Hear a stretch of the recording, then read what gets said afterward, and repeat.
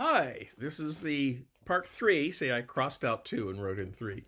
Part three of a lecture on the for my course History 156, American Sexualities. I'm Professor Gary Ralph, and this is a continuation of a lecture on the topic of race, servitude, and sexuality. And I was talking about the testimony that was given before the American Freedmen's Inquiry Commission. The questions that were being asked by the three commission members were very wide-ranging. All of these commission members were anti-slavery, and so their questions might have been biased. You sometimes see them asking what might be considered leading questions instead of just saying, describe it in your own words. They say, well, life in the South during slavery was like this, blah, blah, blah, wasn't it? And sort of with a big hint that you were supposed to agree with them. But still, we can look at this testimony and discover some things that probably were a big surprise even to the members of the commission. For one thing, there were indications in the testimony that although white men were raping and sexually oppressing black female slaves, which was something that all of the commissioners knew about. It was something that had often been talked about in abolitionist circles.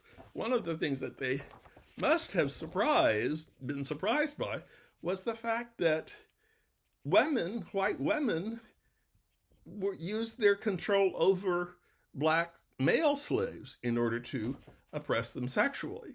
Now, as I pointed out before, people didn't know as much about that because white women were controlled by white men, and while white men could let it be known pretty much with impunity that they had had children by their black female slaves. I mean, they didn't want people to talk about it, but they didn't have to keep it a big secret. White women had to keep it a secret in order to avoid getting into trouble with their with their white husbands. But we do have stories that I give details about in the text that goes along with this lecture, that black men who were testifying before the Freedmen's Commission were saying that it was more often the case that white men who had become friends with black former slaves would talk about how the black men had told the white men that there were often situations in the South where the white wives of white male slave owners would force the black men to have sex. And in a way, when you look at this situation, this is kind of logical, because if a white woman were to have an extramarital affair, if she had it with a white man other than her husband, she might be likely to get into more trouble, because although her husband might be furious with the white man that she'd had an affair with and would go out and shoot him in a duel or something like that, the white man had a standing in society that a black slave did not. So a white woman could go to the black slave that she was having sex with and say to him, look, if anybody finds out about this, you are going to be the one who gets into trouble. I am not going to be the one who gets into trouble because I'm white. You are going to be the one who gets into trouble. I can always accuse you of raping me, for instance. And they will believe me before they will believe you, because they will believe a white woman over a black man.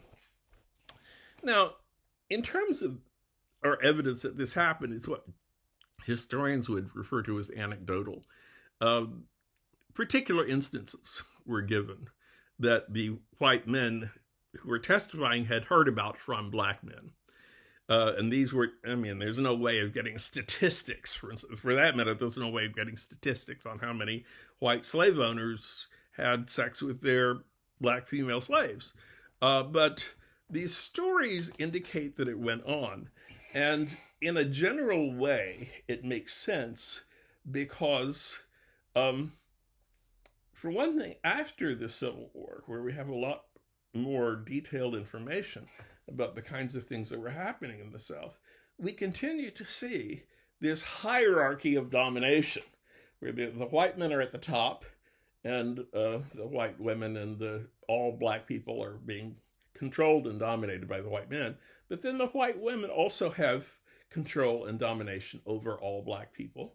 And one of the things that the Southern men react to is the fact that they no longer have the legal backup that they had before the war. I mean, before the war, there was no question of a white slave owner being able to control his slave. But now that all black people were free, they were no longer slaves, they were still in a situation in society where in Southern society, white people still were in control, but they no longer had as sure a means of controlling black people as they had before the war.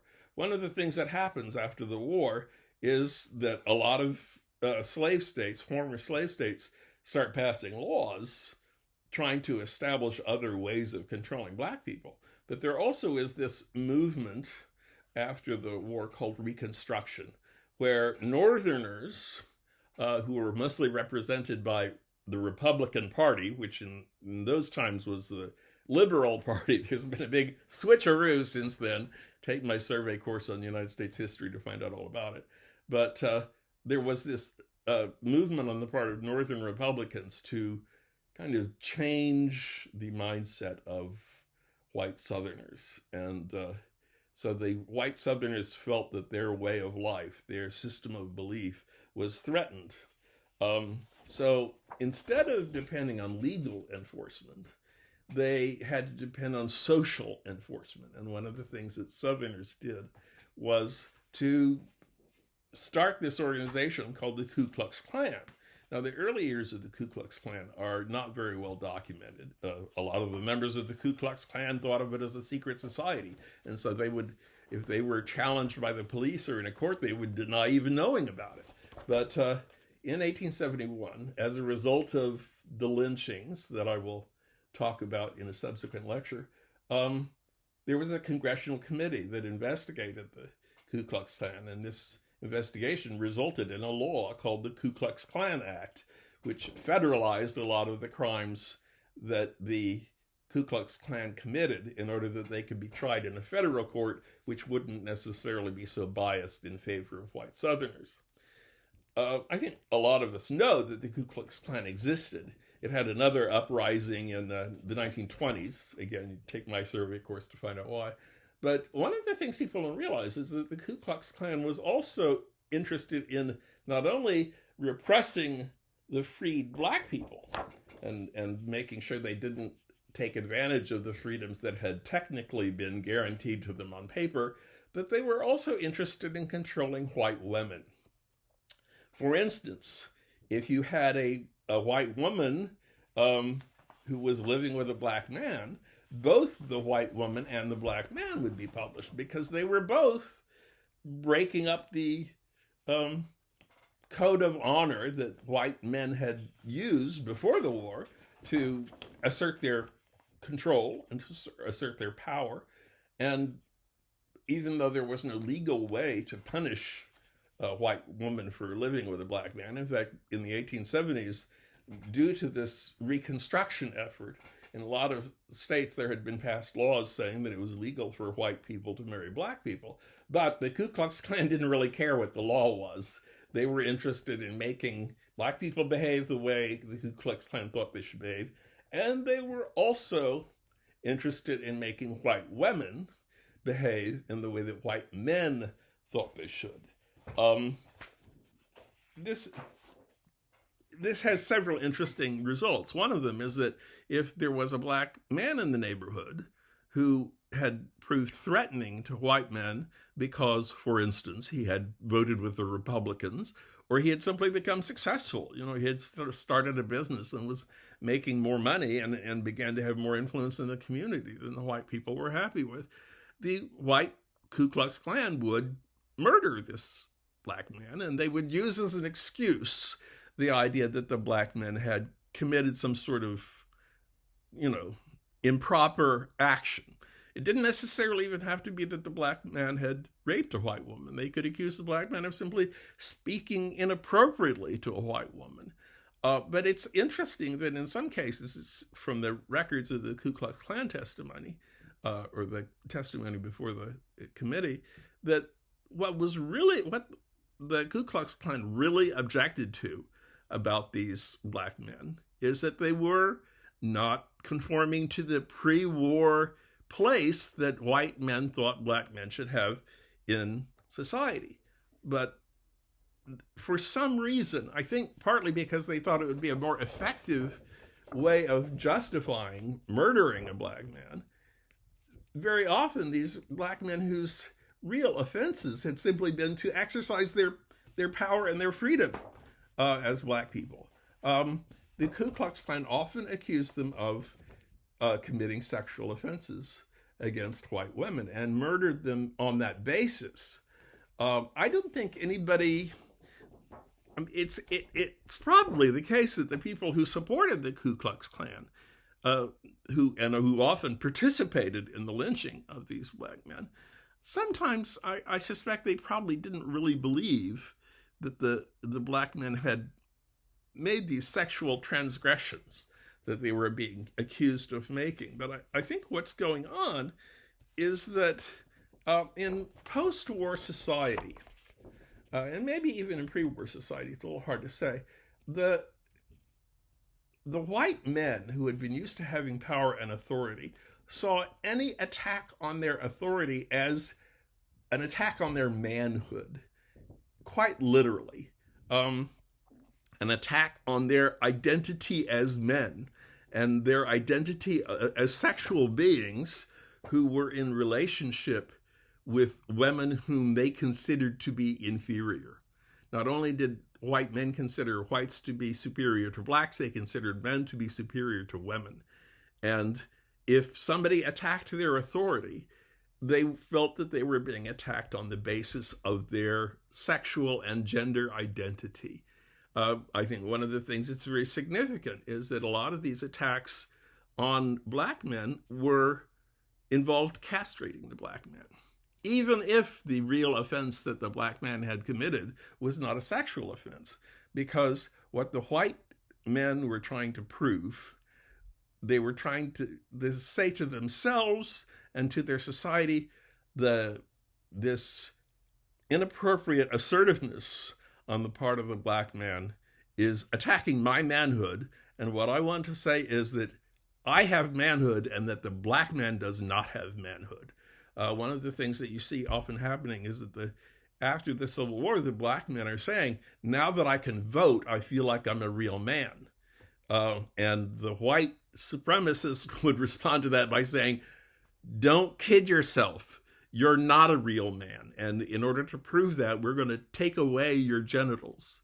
So the question of, this myth was established that tried to make it look as if black men were sexually uncontrollable. But what is, in a way, you might say that what is really happening is that the white men are sexually uncontrollable because they are unable to control their jealousy and defensiveness about the feeling that they have that their identity in society as men with the gender of men and as men who have relationships with women who they consider to be appropriately obedient and inferior and submissive, they feel that that's being attacked. And that explains a lot, I think, about the sexualization that we see in many instances that white men use to transform the lack of subservience on the part of black men to a crime that to the white men has an actual sexual identity, whether or not it was something that in terms of the circumstances really had anything to do with sexuality. The white men turn that into a sexual offense in their minds, in their imaginations. And I think that says a lot of things, not only about the relationship between white people and black people, but about the ongoing interpretation and understanding of sexuality in general in America in the late 19th century, what men understood sexuality to be, and what men thought that sexual relations should be like. So we will be carrying this theme on later on in other lectures, I hope. let's see how that happens. Thanks very much. Bye.